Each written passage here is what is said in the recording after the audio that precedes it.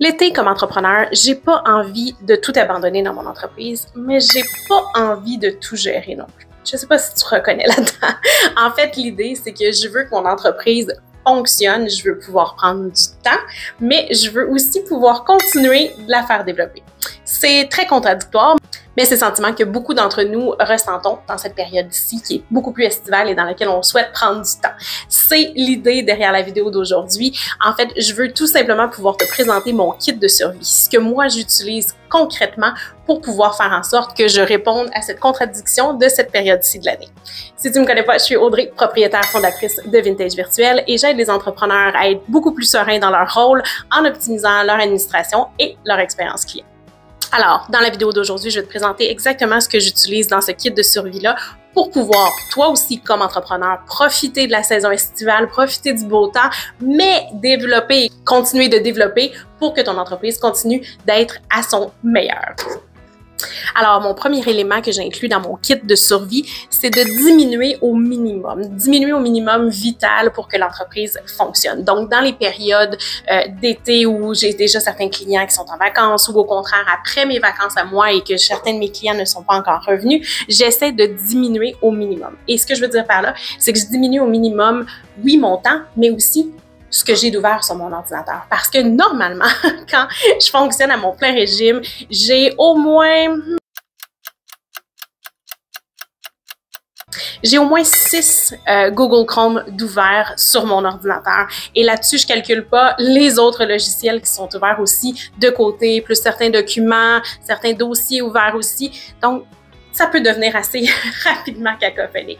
Avec le côté minimum, ce que je fais, c'est que j'utilise beaucoup moins d'outils. Donc, évidemment, ma boîte courriel va être ouverte. Je vais avoir mon Notion ouvert parce que c'est mon outil passe-partout. Je vais avoir évidemment mon agenda, mais je vais diminuer. Donc, je vais avoir moins de grilles d'ouvert. Certains, évidemment, boîtes courriel de clients qui sont en vacances ne seront pas ouvertes. Je vais avoir un petit peu moins de rencontres Zoom aussi. Donc, c'est de diminuer. Tu comprends le principe de tout ça, c'est de diminuer tout ça, ce qui diminue aussi, par le fait même, notre charge mentale et qui nous permet de profiter un petit peu plus de la saison estivale. Donc, on diminue l'ouverture de certaines phases pour pas se sentir dans le même brouhaha que l'automne ou même le printemps dans les périodes beaucoup plus occupées.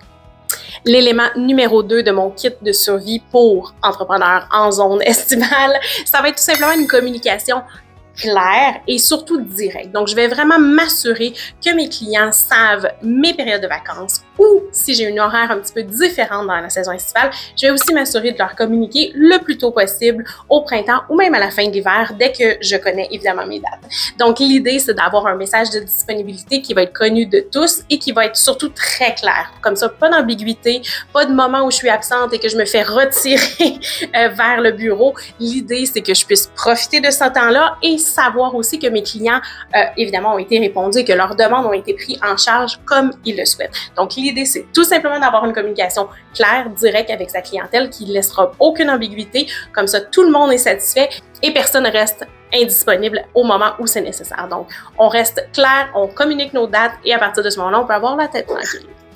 L'élément numéro 3, donc de mon kit de survie d'été pour entrepreneurs, ça va être d'avoir un espace beaucoup plus clair pour nourrir la créativité. J'en ai parlé dans la vidéo la semaine dernière, souvent d'avoir un moment beaucoup plus tranquille, plus d'espace nous permet de créer.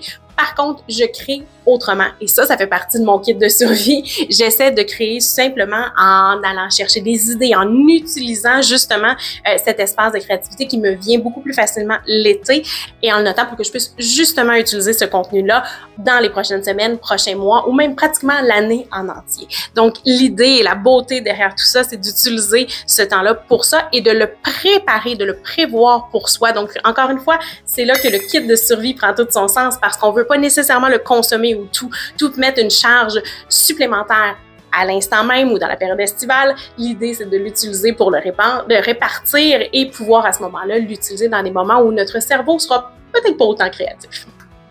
Alors, je t'ai présenté mes 3 éléments de mon kit de survie pour entrepreneurs dans le but d'être beaucoup plus serein, mais aussi sans culpabilité pour profiter de ton été sans nécessairement non plus mettre de côté ton entreprise. Laisse-moi dans les commentaires, est-ce que tu as d'autres éléments que toi tu inclus dans ton kit de survie ou d'autres trucs ou habitudes que tu mets en place quand la saison estivale arrive pour que tu puisses justement en profiter un petit peu plus? Je serais très curieuse de te lire.